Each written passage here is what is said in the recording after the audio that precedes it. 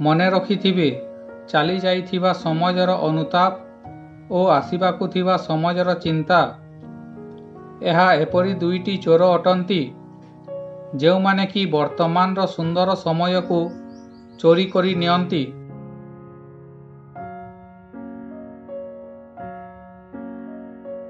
ଅଧିକ ମିଠା କଥା ଓ ପ୍ରଶଂସା ଠାରୁ ସାବଧାନ ରହିବ, କାହିଁକି ନା ପ୍ରଶଂସାର ପୋଲ ତଳୁ ସ୍ୱାର୍ଥର ନଦୀ ବହିଥାଏ।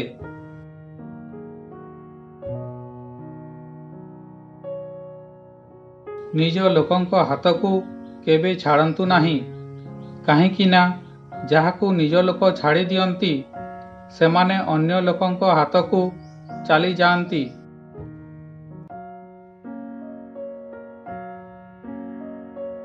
ଆଜିର ଭିଡ଼ିଓଟି କିପରି ଲାଗିଲା କମେଣ୍ଟ କରନ୍ତୁ। ଭଲ ଲାଗିଥିଲେ ଲାଇକ୍ ସେୟାର କରନ୍ତୁ। ପ୍ରଥମ ଥର ଦେଖୁଥିଲେ ସବସ୍କ୍ରାଇବ୍ କରି ବେଲ୍ ଘଣ୍ଟିକୁ ଅଲ୍ କରନ୍ତୁ। ପୁଣି ଦେଖା ହେବ ଆଉ ଏକ ଭିଡ଼ିଓ ସହିତ। ଧନ୍ୟବାଦ।